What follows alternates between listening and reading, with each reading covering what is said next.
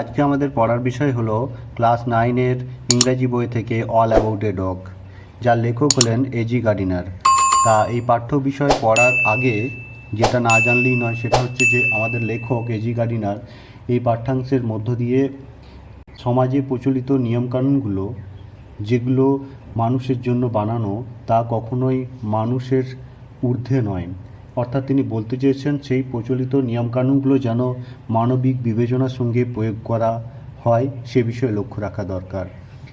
আর এই আইনগুলো আরেকটু মানবিক হওয়া উচিত, আরেকটু নমনীয় হওয়া উচিত মানবিকতার স্বার্থে। এই প্রসঙ্গেই এই পাঠ্যাংশের ওপর তিনি আলোকপাত করেছেন। যাই হোক, লেখক পরিচিতি হিসেবে যেটা দেওয়া রয়েছে সেটা হলো অ্যালফ্রেড জর্জ গার্ডিনার। এজি গার্ডিনারের পুরো নাম was a British journalist and author. তিনি একজন ইংরেজ সাংবাদিক এবং লেখক।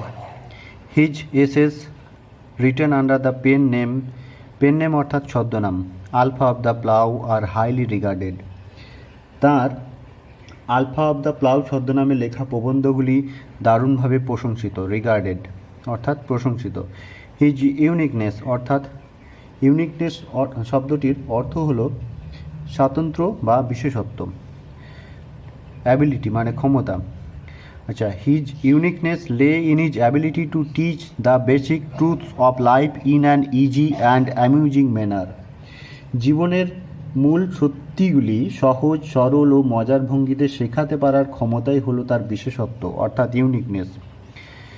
The pillars of society, pebbles on the shore, many furrows and leaves in the wind are some of his well-known writings. The pillars of society, pebbles on the shore, many furrows and leaves in the winds প্রভৃতি হলো তার কয়েকটি পরিচিত লেখা। well-known writings অর্থাৎ পরিচিত লেখা।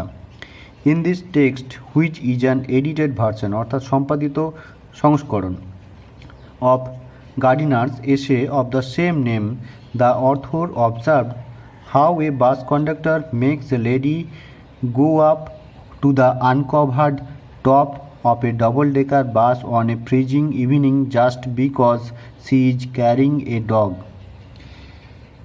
এই পাঠ্যে যেটি হলো গার্ডিনারের লেখা একই নামের একটি প্রবন্ধের সম্পাদিত সংস্করণ, লেখক লক্ষ্য করেন কিভাবে একজন বাস কন্ডাক্টর এক কনকনে শীতের সন্ধ্যায় একজন ভদ্রমহিলাকে একটি দ্বিতল বাসের ছাউনিবিহীন ওপরের তলায় যেতে বাধ্য করেন কেবলমাত্র এই কারণে যে তিনি একটি কুকুর সঙ্গে নিয়ে যাচ্ছেন। She is carrying a dog. While watching the incident and its reaction among other passengers, the author wonders whether rules should be tempered অর্থাৎ নমনীয় with goodwill অর্থাৎ সদিচ্ছা in order to make them more human অর্থাৎ মানবিক। তাহলে এই শেষ লাইনের অর্থ হলো, লেখক ঘটনাটি দেখছিলেন এবং অন্য যাত্রীদের প্রতিক্রিয়া লক্ষ্য করছিলেন। তখন তিনি অবাক হয়ে ভাবছিলেন যে সদিচ্ছা নিয়ে নিয়মকানুনকে নমনীয় করা উচিত কিনা, যাতে ওই আইন কানুনগুলো আরও একটু মানবিক হয়। I was traveling in a bus. আমি একটা বাসে করে যাচ্ছিলাম। It was bitterly cold night when even at the far end of the bus the east wind cut like a knife. এটা ছিল একটা ভয়ঙ্কর ঠান্ডা রাত্রি, আর এমনকি বাসের একবারে শেষ প্রান্তেও পূব দিক থেকে আসা বাতাস ছুরির মতো কাটছিল। like a knife অর্থাৎ ছুরি। The bus stopped and two women and a man got in together and filled the vacant places. বাসটা থামলো এবং দুজন মহিলা ও একজন পুরুষ উঠলেন আর ফাঁকা জায়গাগুলো পূর্ণ করে দিলেন। ফাঁকা জায়গা অর্থাৎ vacant place. The younger women carried a little Pekinese dog. এই পিকিনিস ডগটা পিকিং, যেটা বর্তমানে বেইজিং শহর, সেই পিকিং শহরের নামকরণ অনুসারে এই কুকুরের নাম হয়েছে পিকিনিস ডগ। ওই কম বয়সী মহিলাটা একটা ছোট্ট পিকিনিজ কুকুর সঙ্গে নিয়ে উঠেছিলেন। The conductor came in and took their fares. Conductor ভেতরে এলেন এবং তাদের ভাড়া নিলেন। ফেয়ার্স অর্থাৎ ভাড়া। Then his eye rested on the beady eyed dog. Beady eyed dog অর্থাৎ পুঁতির মতো চোখযুক্ত কুকুরকে বলা হয়। তারপর তার চোখ পড়ল ওই পুঁতির মতো চোখযুক্ত কুকুরটির ওপরে।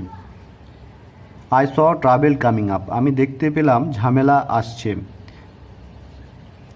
This was the opportunity for which the conductor had been waiting, এটাই ছিল সুযোগ যার জন্য কন্ডাক্টর অপেক্ষা করছিলেন।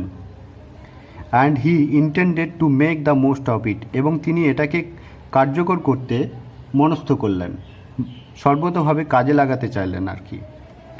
I had marked him as the type who had a general vague grievance about everything. ভগ অর্থাৎ অনির্দিষ্ট, গ্রিভেন্স অর্থাৎ অভিযোগ। অর্থাৎ আমি লক্ষ্য করলাম তিনি এমন ধরনের লোক যিনি সমস্ত কিছু সম্পর্কে একটি সাধারণভাবে অনির্দিষ্ট রাগ বিরক্তি পোষণ করেন, অর্থাৎ গ্রিভেন্স পোষণ করেন, অভিযোগ। He seemed to have a particular grievance against passenger who came and sat in his bus while he shivered at the door. Shivered অর্থাৎ ঠকঠক করে কাঁপা। তাকে দেখে মনে হলো বিশেষ করে যাত্রীদের প্রতি এক রাগ বিরক্তি তার আছে, কারণ যাত্রীরা আসছে আর বাসের মধ্যে বসে পড়ছে, অথচ তিনি দরজায় দাঁড়িয়ে ঠক ঠক করে কাঁপছেন। শিভার্ড অ্যাট দ্য ডোর অর্থাৎ দরজায় দাঁড়িয়ে ঠক ঠক করে কাঁপা। You must take the dog out, he said, আপনি কুকুরটি নিয়ে বেরিয়ে যান, তিনি বলেছিলেন। এখানে তিনি অর্থাৎ ওই conductor. I shall certainly do nothing of the kind, আমি ওই ধরনের কিছুই করব না। এখানে আমি অর্থাৎ ওই মহিলাটি, কম বয়সী মহিলাটি। You can take my name and address, said the woman, মহিলাটি বলেছিল আপনি আমার নাম এবং ঠিকানা নিয়ে রাখতে পারেন। She had evidently expected the challenge and knew the reply. তিনি অর্থাৎ ভদ্রমহিলাটি চ্যালেঞ্জটি প্রত্যাশা করেছিলেন এবং উত্তরও তার জানা ছিল। You must take the dog out, that's my order, আপনি কুকুরটি নিয়ে অবশ্যই নেমে যাবেন, এটা আমার নির্দেশ। I would not go on the top of the bus in such weather, এই আবহাওয়ায় আমি কিছুতেই বাসের ওপরে যাব না। ইট উড কিল মি, আমি মরে যাব, সেড দ্য ওম্যান, ভদ্রমহিলাটি এই কথা বলেছিলেন। সার্টেনলি নট, অবশ্যই না, সেড হার লেডি কম্পেনিয়ন, তার মহিলা সঙ্গী বললেন। You have got a cough as it is, তোমার তো কাশি রয়েছে। It's nonsense, said her male companion, তার পুরুষ সঙ্গী বলেছিলেন, বোকা বোকা ব্যাপার। The conductor pull the bell and the bus stop, conductor bell টানলেন অর্থাৎ ঘণ্টাটি টানলেন এবং বাস থেমে গেল। The bus does not go on until that dog is brought out অর্থাৎ বের করা, এই বাস যাবে না যতক্ষণ না কুকুরটিকে বাইরে বের করা হচ্ছে। He stepped on to the pavement and waited, তিনি ফুটপাথে নেমে গিয়ে অপেক্ষা করতে লাগলেন। ওয়েটেড অর্থাৎ অপেক্ষা করা। It was his moment of triumph, এটা ছিল তার বিজয়ের মুহূর্ত। ট্রায়াম্প অর্থাৎ বিজয়, মুহূর্ত, moment. He had the law on his side, এটা ছিল তার জন্যে, এটা আইন তার পক্ষে ছিল। He had the law on his side অর্থাৎ আইন তার পক্ষে ছিল। Everybody in the bus was on the side of the lady and her dog, বাসের প্রত্যেকে ওই ভদ্রমহিলা এবং তার কুকুরের পক্ষে ছিল। দে টকড ইন রেজড ভয়েসেস, তারা জোর গলায় কথা বলতে লাগলেন। সেমফুল, লজ্জাজনক। কল দ্য পুলিশ, পুলিশকে ডাকুন। লেটস অল রিপোর্ট হিম, সবাই মিলে তার কাছে অভিযোগ জানানো হোক। Let's make him give us our fares back, fares অর্থাৎ ভাড়া, তিনি বা ও আমাদের ভাড়া ফেরত দিক। ইয়েস দ্যাটস ইট, হ্যাঁ ঠিক তাই। Let's make him give us our fare back, okay আমাদের ভাড়া ফেরত দিতে বাধ্য করি। The little animal sat blinking at the dim lights, unconscious of the trouble he had caused, অস্পষ্ট আলোয় ছোট্ট প্রাণীটি বসে চোখ পিটপিট করছিল, তার নিজের তৈরি সমস্যা সম্পর্কে সে সম্পূর্ণ অসচেতন ছিল, অর্থাৎ আনকনসিয়াস। ডিম লাইট অর্থাৎ এখানে অস্পষ্ট আলো। ব্লিঙ্কিং অর্থাৎ মিটমিট করা বা পিটপিট করা। The conductor came to the door, conductor দরজায় এলেন। সাম প্যাসেঞ্জার্স ডিমান্ডেড, কিছু যাত্রী দাবি জানিয়েছিলেন give us our fares back. You have engaged to carry us. You cannot leave us here all night. আমাদের ভাড়া ফেরত দাও, তুমি আমাদের নিয়ে যাওয়ার দায়িত্ব নিয়েছিলে, তুমি আমাদেরকে এখানে সারা রাত ফেলে রাখতে পারো না। You can't leave us here all night, তুমি এখানে আমাদের সারা রাত ফেলে রাখতে পারো না। No fares back said the conductor, conductor বলেছিল কোনো ভাড়া ফেরত হবে না।